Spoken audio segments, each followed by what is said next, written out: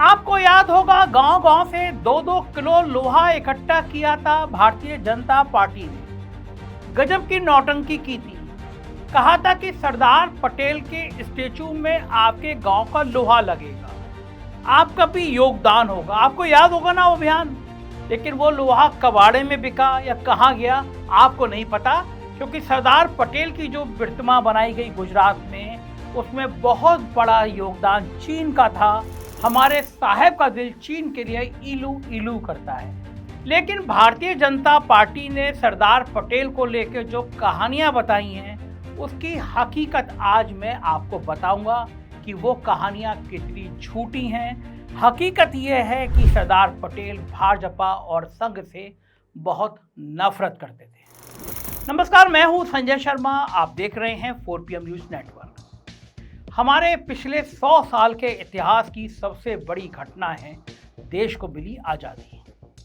आज देश जहां भी है और जहां होना चाहिए, वो सब इस बात से नापा जाता है कि 1947 से पहले एक देश के तौर पर हमारे साथ क्या क्या हुआ, किन किन तकलीफ़ों से ये देश गुजरा और वो कौन महान पुरुष थे जिन्होंने देश की आज़ादी दिलाने में मुख्य योगदान निभाया।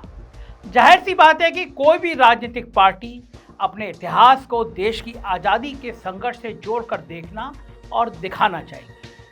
कोई भी ये नहीं चाहेगा कि उनकी पार्टी के लोग अंग्रेजों के लिए काम करते हुए नजर आएं या लोगों को पता चले कि वो अंग्रेजों के लिए काम करते थे। कांग्रेस तो लगभग 140 साल पुरानी राजनीतिक पार्टी है। कांग्रेस के विरोधी गांधी परिवारवाद, इमरजेंसी जैसी बातें उठाकर कांग्रेस पर उंगली तो उठा सकते हैं, मगर चाहकर भी कांग्रेस और आज़ादी के संघर्ष को एक दूसरे से जुदा नहीं कर सकते। असहयोग आंदोलन से लेकर भारत छोड़ो आंदोलन तक हर जगह कांग्रेस और उसके नेताओं की छाप मिलेगी। चाहे राष्ट्रपिता महात्मा गांधी की बात हो या लगभग 9 साल जेल में बिताने वाले प्रधानमंत्री जवाहरलाल नेहरू, या फिर लौह पुरुष सरदार वल्लभ भाई पटेल हो, जिन्होंने रियासतों के एकीकरण में मुख्य काम किया। सारे देश की रियासत जो अलग अलग बटा हुआ था हिंदुस्तान में, वो जोड़ने का मुख्य काम किया। सब कांग्रेस ही थे ये लोग। बाद में अलग राजनीतिक जीवन की शुरुआत करने वाले नेताजी सुभाष चंद्र बोस और अंबेडकर जी का भी लंबा राजनीतिक जीवन कांग्रेस के साथ ही गुजरा। वहीं दूसरी तरफ भारतीय जनता पार्टी के पास आज़ादी में योगदान दिखाने के लिए है क्या? कुछ भी नहीं है। भाजपा की सारी ताकत ये बताने या फिर ये कहिए कि ये छुपाने में चली जाती है कि सावरकर ने अंग्रेजों से माफ़ी क्यों मांगी। आरएसएस के नेता हेडगेवार का आज़ादी की लड़ाई के दौरान कुछ दिन के लिए जेल जाना केवल तभी संभव हुआ था जब वो कांग्रेसी थे, कांग्रेस के अंदर थे। 1942 में अंग्रेजों ने भारत छोड़ो आंदोलन को रोकने के लिए कांग्रेस को प्रतिबंधित कर दिया। इसके सारे नेता जेल में डाल दिए गए। उस वक्त भारतीय जनता पार्टी के नेता क्या कर रहे थे? श्यामा प्रसाद मुखर्जी, भाजपा के सिरमौर, भाजपा के शिखर नेता, वो श्यामा प्रसाद मुखर्जी मुस्लिम लीग के साथ मिलीजुली सरकार बनाकर बंगाल में उप मुख्यमंत्री बने बैठे थे। अब क्योंकि भाजपा के पास अपना कोई नेता नहीं है जिसकी वो आज़ादी की लड़ाई को हीरो कह सके, इसलिए गाय बगाए इनकी कोशिश रहती है कि दूसरे क्रांतिकारियों को अपना कह सके। जैसे सुभाष चंद्र बोस, बंगाल चुनाव के आसपास जब नेताजी का जन्मदिन आया तो मोहन भागवत ने बयान दिया कि आरएसएस नेताजी के सपने को पूरा करने का काम कर रही है। मगर सुभाष चंद्र बोस और हिंदुत्व एजेंडा नदी के दो किनारों जैसे थे जो कभी नहीं मिल सकते थे। नेताजी के कलेक्टिव वर्क्स वॉल्यूम 1 के पेज नंबर 344 पर उनके अनुभव दर्ज हैं, जब वो मुस्लिम लीग और हिंदू महासभा के लोगों से मुलाकात की थी। सुभाष चंद्र बोस लिखते हैं कि जिन्ना बस ये सोच रही थी कि किस तरह अंग्रेजों की मदद से पाकिस्तान बनने का सपना बस पूरा हो जाए। कांग्रेस के साथ मिलकर आज़ादी की लड़ाई लड़ना उनको समझ नहीं आ रहा था। सावरकर इस बात से बिल्कुल अनजान थे कि अंतर्राष्ट्रीय स्तर पर क्या चल रहा है। वो बस ये सोच रहे थे कि हिंदुओं को अंग्रेजों की फौज में जगह मिल जाए ताकि वो मिलिट्री ट्रेनिंग कर पाए। इन लोगों से मिलकर मैं इस नतीजे पर पहुंचा हूं कि मुस्लिम लीग या हिंदू महासभा से कोई उम्मीद नहीं रखी जा सकती। देखा आपने, आज से 100 साल पहले नेताजी सुभाष चंद्र बोस समझ गए थे कि आरएसएस बस धर्म की राजनीति करती है, देश की कभी नहीं सोचती। और उसी विचारधारा को आज भी भाजपा और इसके नेता आगे बढ़ा रहे हैं। अगर नेताजी को आरएसएस से जरा भी लगाव होता या सावरकर की देशभक्ति में यकीन होता तो अपनी आज़ाद हिंद फौज की ब्रिगेड का नाम सावरकर ब्रिगेड रखते, मगर उनकी फौज के चारों ब्रिगेड के नाम थे गांधी ब्रिगेड, नेहरू ब्रिगेड, आज़ाद और लक्ष्मीबाई ब्रिगेड। इसी तरह का सबसे बड़ा घपला जो भारतीय जनता पार्टी और आरएसएस ने किया है वो सरदार पटेल के साथ किया है।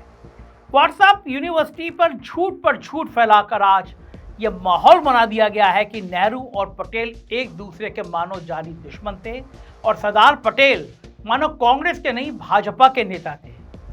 आज के वीडियो का मकसद इन सारे झूठों से पर्दा हटाना है और आपको बताना है कि पटेल तो आरएसएस को इस कदर नापसंद करते थे कि उसको प्रतिबंधित लगा के खत्म ही करना चाहते थे। लेकिन इतिहास के पन्ने उघाड़ने के पहले वर्तमान की बात करते हैं। एक तरफ तो भाजपा की सरकार ने दुनिया का सबसे बड़ा स्टेचू जो गुजरात में बनाया वो सरदार पटेल का है, जिसे स्टेचू ऑफ यूनिटी का नाम दिया गया है। वहीं दूसरी तरफ मोदी के आत्ममुग्ध होने की इंतहा देखिए। अहमदाबाद के मोटेरा में सरदार पटेल क्रिकेट स्टेडियम का नाम बदलकर नरेंद्र मोदी स्टेडियम रख दिया गया। यह है पटेल के प्रति मोदी का प्यार और निष्ठा।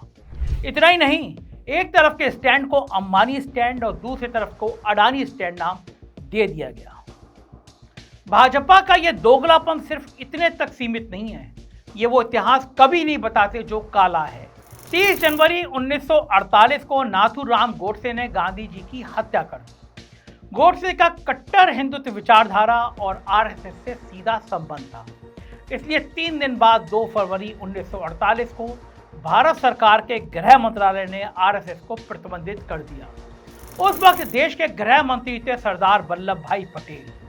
आरएसएस को बैन करने के आधिकारिक ऑर्डर में आरएसएस प्रतिबंधित करने के जो कारण दिए गए वो सबके लिए जानना जरूरी है। आदेश में लिखा है कि वैसे तो आरएसएस अपने उद्देश्यों में लिखती है कि वो हिंदुओं का शारीरिक, बौद्धिक और नैतिक विकास चाहती है और साथ ही भाईचारा, प्यार और सेवा का भाव फैलाना चाहती है, लेकिन सरकार ने देखा है कि असल में आरएसएस के सदस्य इन सब विचारों से अलग व्यवहार कर रहे हैं। संघ के सदस्य गैर जरूरी और खतरनाक गतिविधियों में सम्मिलित हैं।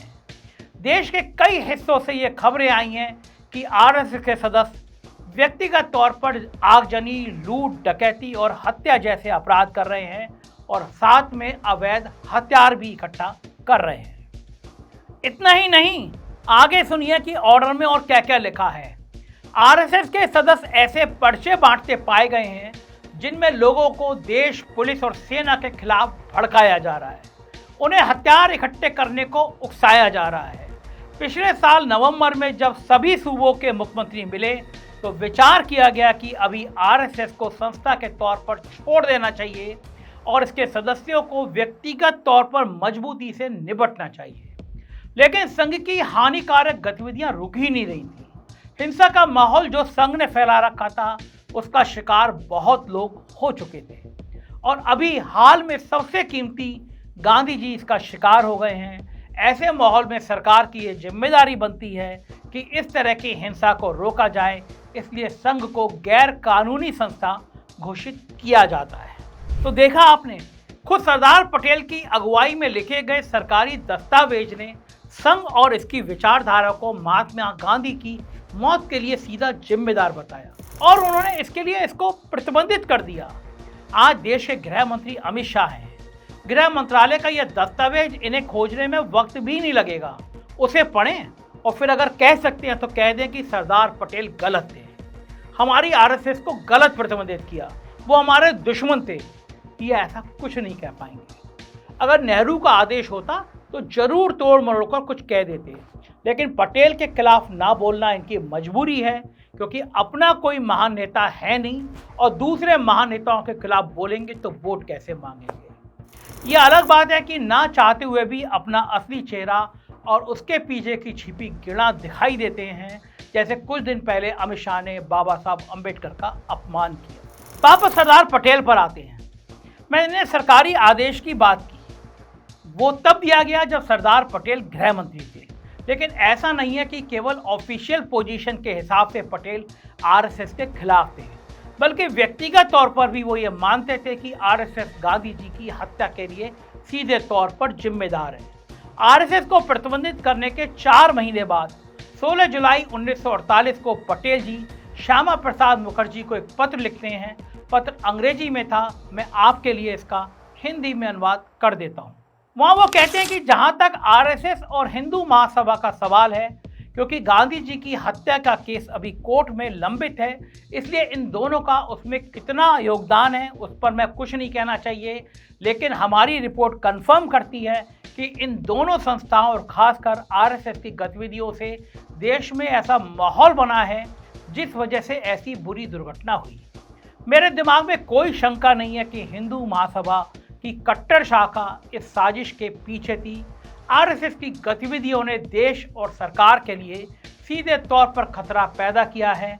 हमारी रिपोर्ट बताती है कि प्रतिबंध के बावजूद ये गतिविधियां बंद नहीं होंगी।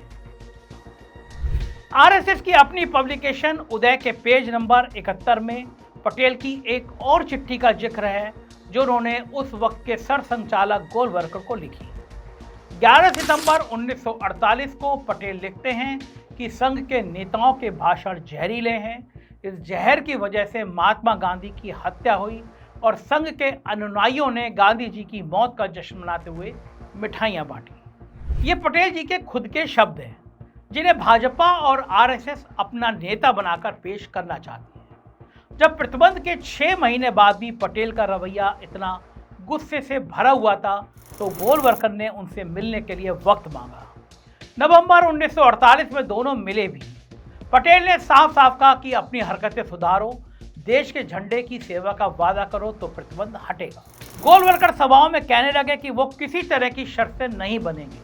गोलवलकर को लगा कि वो पटेल को झुका लेंगे, लेकिन पटेल का नाम लोह पुरुष ऐसे ही नहीं पड़ा था। न केवल आरएसएस पर प्रतिबंध बना रहा, साथ ही उन्होंने गोलवलकर से दोबारा मिलने से मना कर दिया। प्रतिबंध का मतलब होता है कि कोई भी आरएसएस के नाम से कोई कार्रवाई करेगा तो उसे सजा मिलेगी, और पटेल ने यह सुनिश्चित किया कि आदेश का पालन हो। सैकड़ों आरएसएस के कार्यकर्ताओं को उठाकर जेल में डाल दिया गया। तब गोलवलकर को समझ में आ गया कि पटेल पिघलने वाले नहीं हैं। वो शर्तों के आगे झुक गए। गृह मंत्रालय के दस्तावेज बताते हैं कि कब और कैसे आरएसएस से प्रतिबंध हटा।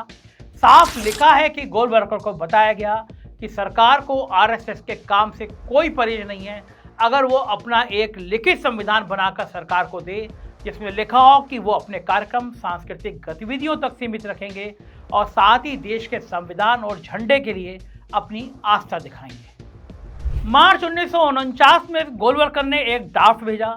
सरकार ने उसमें बदलाव कराए और कुछ सफाई मांगी। गोलवलकर ने फिर से सफाई दी और उसके बाद 12 जुलाई 1949 को आरएसएस पर से प्रतिबंध हटाया गया और जेल में बंद कार्यकर्ताओं को छोड़ा गया।